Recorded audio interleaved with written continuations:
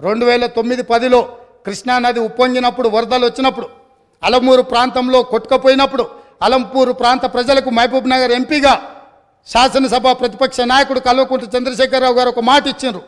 ఈ ప్రాంతం నిండా మునిగిపోయింది, మీ ఇండ్లన్నీ కొట్టుకుపోయినాయి, మీకు ప్రభుత్వం ఇండ్లు ఇప్పించకపోతే బంజారాహిల్స్ నందినగర్లో ఉన్న నా ఇల్లు అమ్మి మీకు ఇల్లు కట్టిస్తా అన్నాడు.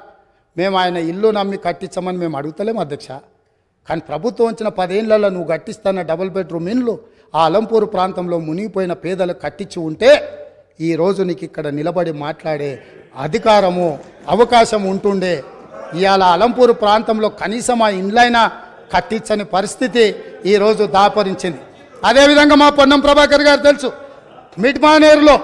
మిడ్మానేరు ముంపు బాధితులకు కొన్ని సంవత్సరాలుగా వాళ్ళు పోరాటం చేస్తున్నారు, ఆరాట పడుతున్నారు. ఈ రాష్ట్రానికి ముఖ్యమంత్రి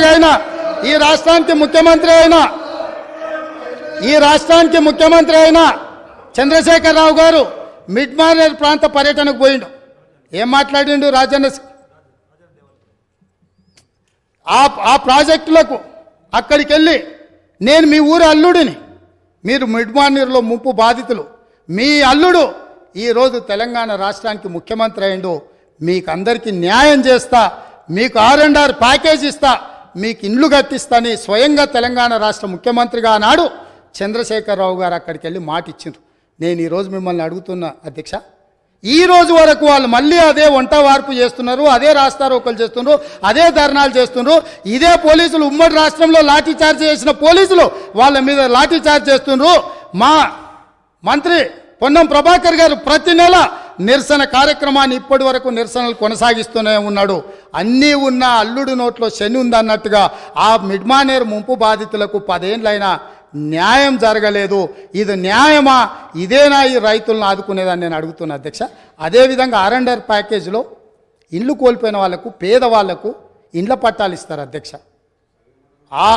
ఆ ఇండ్ల పట్టాలు రాజ్యసభ సభ్యులు జోగినపల్లి సంతోష్ కుమార్ 250 గజాలు ఇండ్ల పట్ట వారి పేదోడి కింద పట్ట తీసుకున్నాడు అధ్యక్ష. వారి సోదరిమణి నేను పేరు ప్రస్తావించదలుచుకోలేదు. ఎప్పుడో పెళ్ళైపోయి అత్తగారింటికి వెళ్ళిపోయినా వారి సోదరిమణికి కూడా ఇళ్ల పట్టాలు ఇచ్చారు అధ్యక్ష తెలంగాణ రాష్ట్ర ప్రభుత్వంలో.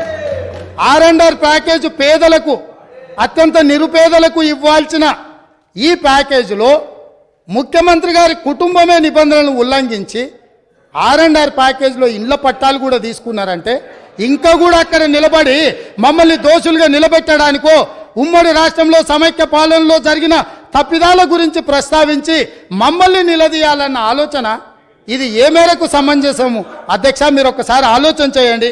అందుకే అధ్యక్ష నేను అనేది, ఒక్కసారి ఈ సభలో మాట్లాడాలి అంటే ఆత్మ పరిశీలన చేసుకోండి, గుండెల మీద చెయ్యి పెట్టుకోండి. మేం మాట్లాడుతున్న దాంట్లో న్యాయం ఉందా?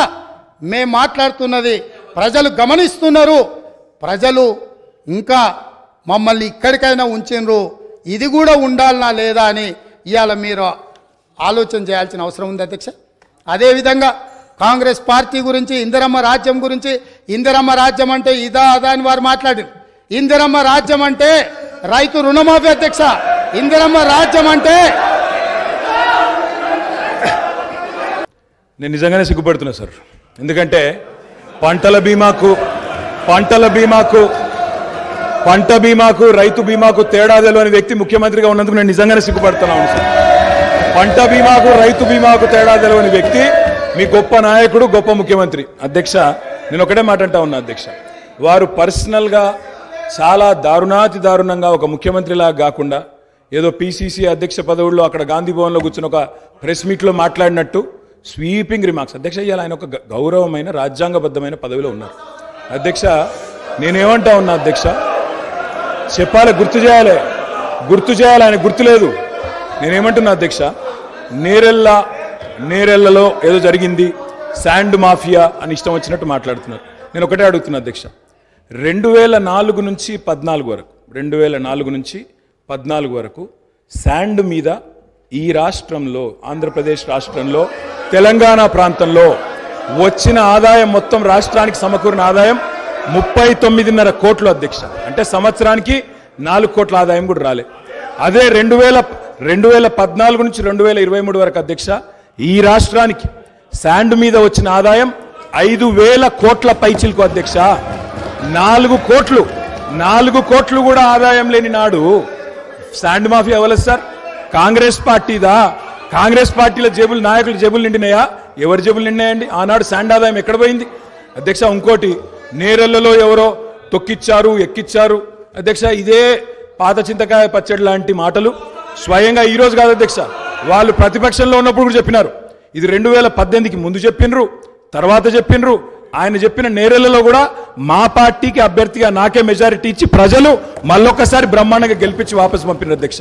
ఒక మాట అధ్యక్ష, నేరెళ్లలో ఏదైనా తప్పు జరిగింటే లలిత ఎక్స్చేంజ్ ఉత్సవ్. పాత నగల అదే బరువుకి కొత్త నగలు తీసుకో. నగల ప్రైస్ లో 20% ఆదా చేసుకోవచ్చు.